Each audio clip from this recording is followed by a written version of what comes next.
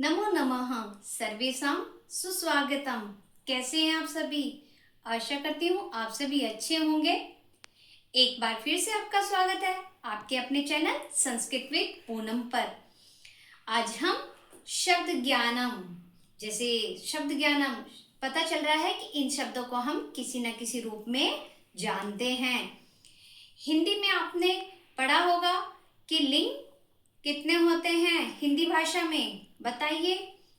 हाँ जी, दो। कौन से? पहला होता है पुल्लिंग और दूसरा स्त्रीलिंग। लेकिन संस्कृत भाषा में तीन होते हैं, पहला पुल्लिंग, दूसरा स्त्रीलिंग और तीसरा नपुंसकलिंग। आज हम इसी के विषय में जानेंगे, ठीक है? आइए देखते हैं। संस्कृत में लिंग के भेद कितने होते हैं? तीन होते हैं, पहला पुल्लिंग, दूसरा स्त्रीलिंग और तीसरा नपुंसकलिंग। पुल्लिंग जो पुरुष जाति का बोध कराते हैं। पुल्लिंग शब्द कौन से होते हैं? जो पुरुष जाति का बोध कराते हैं उन्हें पुल्लिंग कहते हैं। जैसे अध्यापका, छात्रा, बालः, ठीक है। और जो स्त्री जाति का बोध कराते हैं उनको क्या बोलते हैं? स्त्रीलिंग बोलते हैं। स्त्रीलिंग जैसे छात्रा, बाला, अध्यापिका। छात्रा, बाला, अध्यापिका। नपुंसकलिंग तीसरा, पुल्लिंग और स्त्रीलिंग से भिन्न सभी शब्द। पुल्लिंग स्त्रीलिंग से भिन्न सभी शब्द नपुंसकलिंग के अंदर आते हैं। जैसे पुस्तकम, फलम, पत्रम।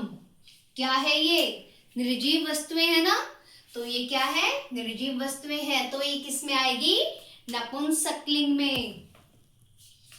अब देखिए, आकारांत पुल्लिंग शब्द कौन से होते हैं, आकारांत स्त्रीलिंग शब्द कौन से होते हैं और आकारांत नपुंसकलिंग शब्द कौन से होते हैं, आइए जानते हैं।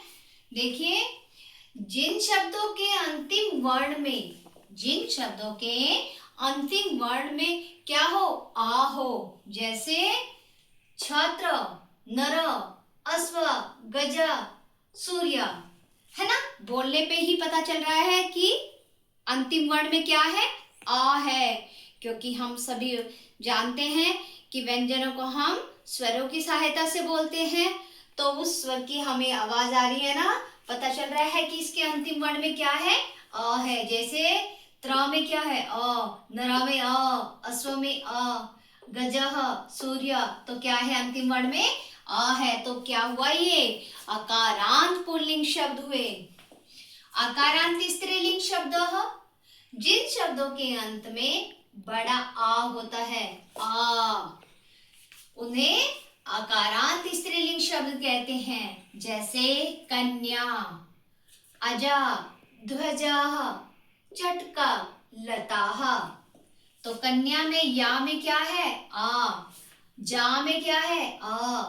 जा में आ। ध्वजा के जा में आ। चटका में का में आ। लता में आ। ठीक है, तो क्या हुआ? ये क्या हुए? आकारांत स्त्रीलिंग शब्द हुए। आकारांत नपुंसकलिंग शब्दाः, जिन शब्दों के अंत में आ होते हैं। अब देखिए, पहले में भी आया था और इसमें भी, लेकिन वो क्या था? पुल्लिंग के विषय में था।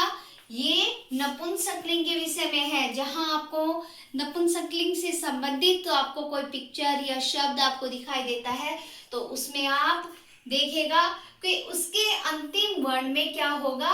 आ होगा। क्या होगा बच्चों? आ होगा उसके अंतिम वर्ण में। जैसे नेत्रम, नेत्रम किसको कहते हैं? आंख, है ना, आईज इंग्लिश में बोलते हो, ठीक है। तो नेत्रम, तो म में क्या है? अ, नेत्रम। कंदुकम, गेंद। ताम्रम, तांबा। रुपयकम, पैसा। पुस्तकम, पुस्तक। तो देखो सब में क्या आ रहा है? आ आया हुआ है। साउंड से बोलने पे ही आपको पता चलेगा कि इसके अंतिम वर्ण में क्या है? आ है, ठीक है। तो ये क्या हुए? आकारांत नपुंसकलिंग शब्दाः, ठीक है। अब संस्कृत में, अब हमने तीनों लिंगों के विषय में जान लिया कि तीन लिंग होते हैं, पहला पुल्लिंग, दूसरा स्त्रीलिंग और तीसरा नपुंसकलिंग। और तीनों की डेफिनेशन भी जान ली, उनके एग्जाम्पल देखे। ठीक है, यहाँ तक किसी को कोई डाउट? चलिए आगे चलते हैं। संस्कृत में अब वचन की बारी आती है। ठीक है, आपने पहले एक वचन और बहुवचन पढ़े, अब ये पढ़िए संस्कृत में वचन कितने होते हैं? 3 होते हैं, एक वचन, द्विवचन और बहुवचन। कितने वचन होते हैं बच्चों? 3 होते हैं। ठीक है, ये देखो आपको हर जगह काम आते हैं। आपको ये आप वाक्य बनाते हैं या आप शब्द रूप पढ़ते हैं, धातु रूप पढ़ते हैं, तो ये बेसिक सी नॉलेज आपको होनी चाहिए, इसी के जरिए आप आगे बढ़ेंगे। ठीक है, आइए देखते हैं वचन। जहां केवल एक का ही बोध हो, है ना, जहां एक की बात हो रही हो तो वहां क्या होगा? एक वचन। जैसे पत्रम, बाला, वानरम, है ना, एक पत्ता, एक बालक और एक बंदर, तो क्या हुए? एक की बात हो रही है तो एक वचन। द्विवचन, जहां 2 का बोध हो, अर्थात जहां एक 2 का बोध होता है वहां पर क्या होता है? द्विवचन होता है। जैसे पहले था पत्रम, तो द्विवचन में क्या बना? पत्रे, बालौ, वानरौ, है ना। तो 2 का बोध रहा है, 2 पत्ते, 2 बालक और 2 बंदर, तो 2 का बोध हो रहा है तो द्विवचन क्या होगा बच्चों? द्विवचन होगा। अब देखिए बहुवचन, जहां 2 से ज्यादा जहां पर हो वहां पर बहुवचन होता है। जहां 2 से अधिक का बोध हो वो बहुवचन कहलाता है। जैसे पत्राणि, अब देखो पत्रम बना था एक वचन, द्विवचन में पत्रे और बहुवचन में पत्राणि, क्या बना? पत्राणि।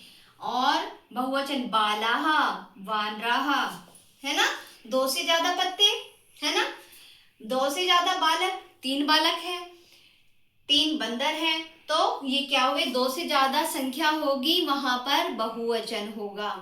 ठीक है, ये हमारे संस्कृत में लिंग और वचन की जानकारी थी। आपको उम्मीद है आपको ये समझ आई होगी। ठीक है, आगे ये देखिए कुछ एग्जाम्पल और देख लेते हैं। एक वचन, द्विवचन और बहुवचन में अब हमारे जैसे हम कैसे चलाएंगे? लता, लता, लते, लता, एक लता, 2 लता और 2 से ज्यादा। ठीक है, तो ये लता एक वचन, लते द्विवचन और लताः बहुवचन। ऐसे ही नरा, नरौ, नराः, छात्र, छात्रौ, छात्राः, अश्व, अश्वौ, अश्वाः, पत्रम, पत्रे, पत्राणि। जब एक की बात हो तो एक वचन, जब 2 की बात हो तो द्विवचन, और जब 2 से ज्यादा की बात हो तो वहां पर क्या होता है? बहुवचन होता है। उम्मीद है आपको ये सब समझ आया होगा। अगर इससे संबंधित आपको कोई डाउट हो तो आप पूछ सकते हैं। धन्यवाद।